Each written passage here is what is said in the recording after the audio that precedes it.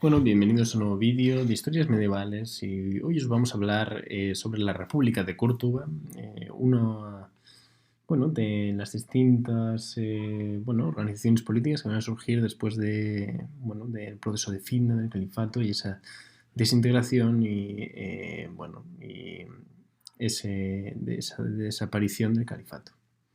Vamos a tener una época de bastante inestabilidad, como ya sabéis, en Córdoba. Esas guerras civiles surgidas en el año 1009, entre, debido a esa división de poderes entre ese visir omnipotente y ese califa, y todas las distintas clases sociales que había por aquel entonces en Al-Ándalus. Y esa lucha devastó Córdoba, devastó sus palacios, como ya sabéis, es la ciudad califal, Medina Zara, absolutamente destruida, y numerosos palacios de la zona y realmente barrios prácticamente enteros quedaron despoblados en esta época, y una mayoría de la parte de la ciudad de Córdoba quedó absolutamente vacía, con refugiados que se iban a otras poblaciones, a otros asentamientos y establecidos en una época de bastante crisis en Córdoba, en la que había sido la capital califal. Y en ese contexto vamos a tener el auge de la familia de los Banu Yawar. El auge. Va a ser una familia importante, cordobesa, que va a pertenecer a ese funcionariado omeya, y que van a desempeñar distintas cargos, de administradores o de visires, o de cancilleres o de guardianes del sello de los distintos gobernantes. Por ejemplo, un antepasado del primer gobernante, que es el que vamos a tratar en este vídeo, Abdul Hazán, el primer gobernador de Córdoba. Un antepasado suyo, Buyt Abi Abda, fue incluso cliente del quinto califa omeya de Damasco, Al-Malik, allá a finales del siglo VII. Quiero decir, era una familia ya que lleva siglos desempeñando esas tareas de administración, de gobierno, esas funciones de chambelanes, de yabib, que podía ser. Y estos Banu Yawar, van a hacer esas funciones. En el caso de, por ejemplo, el propio padre de Abdul Hazán, fue secretario particular de Almanzor. Y por ejemplo, cuando estalló esa guerra civil, que desembocó en esa disolución, esa lenta disolución del califato, pues la familia de los Banu Yawar intentó mantenerse al margen, sin tomar partido públicamente por cualquiera de los partidarios omeyas o, en el caso de la dinastía de los Hamudit, tampoco. Y por lo tanto su prestigio no se vio minado en ese proceso decadente. Y por lo tanto tenemos que, llegado el año 1031, las élites cordobesas van a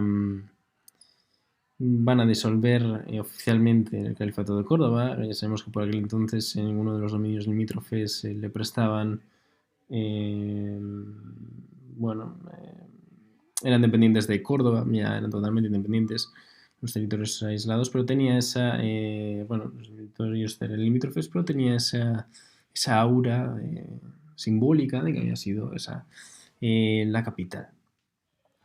Y por lo tanto, en ese 1031 sabemos que va a haber una serie de intrigas para desalojar del poder al último gobernador de Córdoba. Y en esa intriga, la intriga antes se pensaba, el último pretendiente omeya, se pensaba que las élites pues le iban a dar el gobierno, pero en cambio esas élites disolvieron el califato y formaron una nueva organización política. Una nueva organización política de la que va a ser líder y principal creador Aquí Abul Hazam Yawar, nuestro primer personaje que vamos a tratar hoy. Bueno, en este caso, ¿qué va a ser su gobierno? Su gobierno va a ser básicamente una república aristocrática, podríamos decir, una república elitista, o por lo menos en apariencia va a ser eso. Las élites de Córdoba se van a reunir y van a elegir como mandatario a este Abdul Hazam y él va a desempeñar ese cargo. Él no va, bueno, no va a irse a esos palacios califales que se repararon en esta época, efectivamente, sino que va a seguir viviendo en su casa y va a seguir siendo, digamos, un yabib, uno como si fuese un visir de un califa inexistente por aquel entonces y por lo tanto, bueno, dando forma a un gobierno, una pseudo república, digamos, ¿no? El asunto es, este Abul Hazam nunca va a llevar títulos principescos, ningún laqab de estos sobrenombres de corte de emiral, de corte califa, nunca va a llevar esos títulos. Y el asunto es que él va a gobernar junto a un consejo de prohombres, digamos, de la ciudad de Córdoba, en los que se van a encontrar muchos miembros de su familia, eso hay que tenerlo muy en cuenta, era un régimen bastante encerrado, pero esas élites de Córdoba van a estar de acuerdo con él y a la hora de tomar decisiones, bueno, van a tener su peso, digamos, en esa toma de decisiones. El asunto es que las decisiones más importantes, Abdul Hazam, bueno, se va a valer de ese consejo de visires, de la élite de Córdoba para gobernar.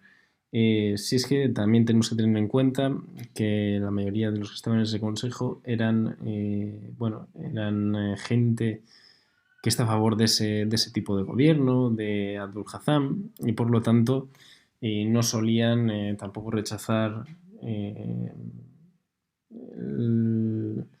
bueno, digamos, los edictos que podía dictar Abdul Hazam. Pero sí que les dejaba hablar y debatir acerca del tema y eso pues es un tipo de gobierno distinto. También, ¿por qué? Bueno, porque este señor, Abdul Hazam, va a obtener ese título, bueno, va a ser el gobernante, digamos, de esa república, y por qué no van a tener...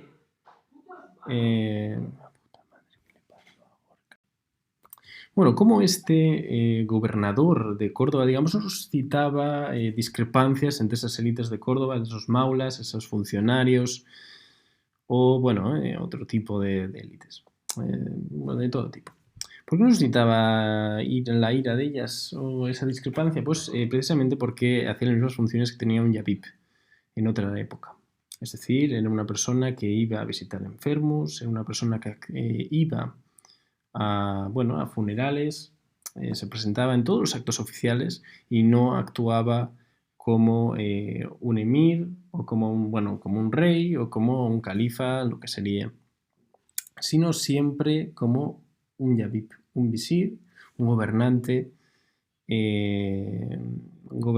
que se debía a su comunidad, a su umma, digamos, y eso pues le va a venir bastante bien y le va a labrar el respeto de la ciudad de Córdoba y un prestigio bastante grande. Su gobierno sabemos que duró 12 años y que fue sumamente beneficioso para Córdoba, se lo dicen en las crónicas como el Bayán, ya sabéis, la crónica anónima de las taifas bastante conocida en esta época.